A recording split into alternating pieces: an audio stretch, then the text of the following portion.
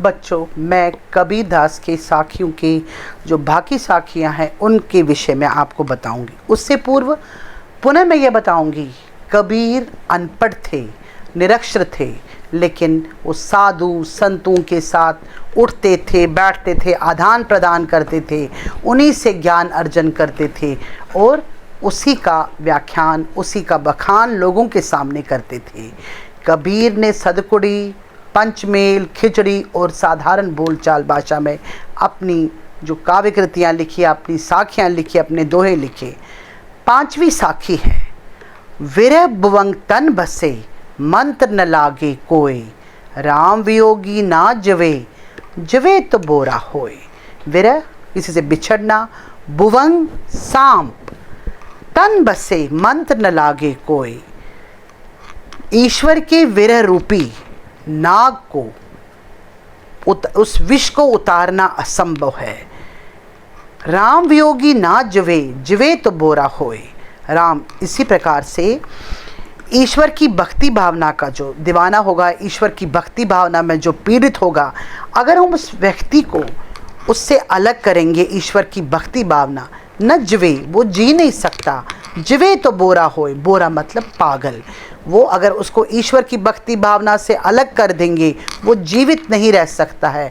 उसी प्रकार ईश्वर के विरह रूपी नाग के विष को उतारना सर्वथा असंभव है। इसको किसी मंत्र के उपचार से उतारा नहीं जा सकता है। इसी भांति अगर कोई मनुष्य राम वियोगी है, भगवान का भक्त हैं, अगर हम उसको उससे अलग करेंगे, वो बोरा हो जाएगा, वो पागल हो जाएगा। इसलिए उसको उस भक्ति भावना से विमुख नहीं किया जा सकता है। 6ठी साखी, निंदक नेड़ा राखिए, आंगन कुटी बंधाए, बिन साबुन पानी बिना, निर्मल करे स्वभाव। निंदक, निंदा करने वाला, जो आलोचना करता है, नेड़ा उसको नज़दीक रखिए, आंगन अपने घर में, कुटी, कुटिया उसको छोटी सी झोंपड़ी बना के दीजिए। बिन साबुन पानी बिना, निर्मल करे स्वभाव। बिना पानी और बिना साबुन के निर्मल हुआ, पवित्र स्वभाव हुआ स्वभाव। कबीर दास ने यहाँ पर कहा है कि निंदक नेड़ा राखिए। जो मनुष्य आपकी निंदा करता है, जो मनुष्य आपकी बुराई करता है, आलोचना करता है, नेड़ा उसको अपने घर के पास में रखिए। आंगन कुटी बंधाए, उसको घर में छोटी सी झोंपड़ी बना के दीजिए, उसको स्थान दीजिए। बिन साबुन पानी बिना, निर्मल करे स्वभाव। क्योंकि जो भी आप में त्रुटियां हैं, जो भी आप में गलतियां हैं, वो सब आपको समय समय पर बताता जाएगा, जिससे बिना साबुन और बिना पानी के आपका स्वभाव पवित्र और निर्मल हो जाएगा। इसलिए जो आपकी आलोचना करता है, जो आपकी बुराई करता है, उस बुराई का स्वागत कीजिए, उस व्यक्ति को घर में स्थान दीजिए, एक कुटिया बनाइए उसके लिए, उसको स्थान देकर, ताकि वो आपकी बुराइयों के बारे में आपको समय समय पर अवगत कराएं।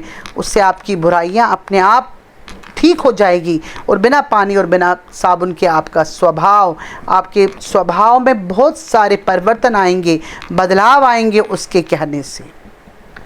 पोथी पढ़ पढ़ जग मुवा, बयान पंडित कोई, एक ही अक्षर पीव का, पढ़े सो पंडित होई। पोथी बड़े बड़े किताबें पढ़ना, जग संसार, मुआ मर गए, पंडित महाज्ञानी भया कोई नहीं बना। एक ही अक्षर, अक्षर मीन्स वर्ड, पी मीन्स परमात्मा का, पंडित हुआ ज्ञानी। कहते पोथी बड़े बड़े पुस्तकें, जैसे महाभारत है, रामायण है, भगवत गीता, गुरु ग्रंथ साहिब, इन बड़ी बड़ी किताबों को पढ़ कर जग हुआ संसार, मुआ मीन्स मर गया, पंडित बयान कोई, लेकिन कोई ज्ञानी या महापंडित नहीं बन सका। एक ही अक्षर पीव का, अगर कोई मनुष्य एक ही अक्षर, एक ही वर्ड, एक ही शब्द पीव का, परमात्मा का, परमपिता परमात्मा का पढ़ेगा, तो वो महाज्ञानी, महापंडित कहलाने का अधिकारी हो सकता है। इसलिए कबीर दास कह रहे कि बड़ी बड़ी पुस्तकें पढ़ने से कोई भी आज तक महाज्ञानी या महापंडित नहीं बन सका। अगर हम एक सच्चे मन से एक अक्षर पीव का, परमात्मा का सच्चे दिल से पढ़ेंगे, तो हम महाज्ञानी और महापंडित कहलाने के अधिकारी हो सकते हैं। आखिरी साखी, हम घर जाला आपना लिया मुराडी हाथ, अब घर जालो तास का जो चले हमारे साथ। हमने अपना घर जालिया जला दिया, आपना अपना, मुराड़ा, मुराड़ा इज़ अ मशाल, टॉर्च, जैसे हम स्पोर्ट्स से खिलाड़ियों को देखते हैं उनके हाथ में एक मुराड़ा होती है, मशाल। अब घर जालो तास का, अब हम उसका भी जालो जलाएंगे, तास मीन्स उसका भी, जो चल हमारे साथ।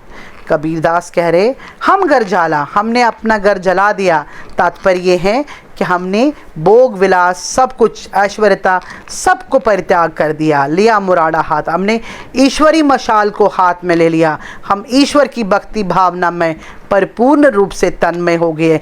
हमने भोग विलास ऐश्वर्यता सब संसार के ऐश्वरिक सुखों को त्याग दिया। अब घर जालो तास का, अब हम उसका भी घर जलाएंगे, तास का, उसका, जे चल हमारे साथ, जो हमारे साथ चलेगा। कहने का भाव ये है, अब जो भी हमारे इस भक्ति भावना की भावधारा में बहेगा, उसको भी इसी भावधारा में उसी अनुरूप अपने आप को बदलना होगा। उसको भी भोग विलास ऐश्वर्यता सुख साधन सांसारिक जितने भी हैं उन सब का परित्याग कर एक भोगी का जीवन नहीं, एक वास्तविक रूप में एक वैरागी का जीवन धारण करना पड़ेगा। कबीरदास पुनः मनुष्य को संदेश दे रहे हैं कि भोग विलास और अन्य भावनाओं का परित्याग करके हमें एक सच्चे साधक का जीवन जीना चाहिए। धन्यवाद।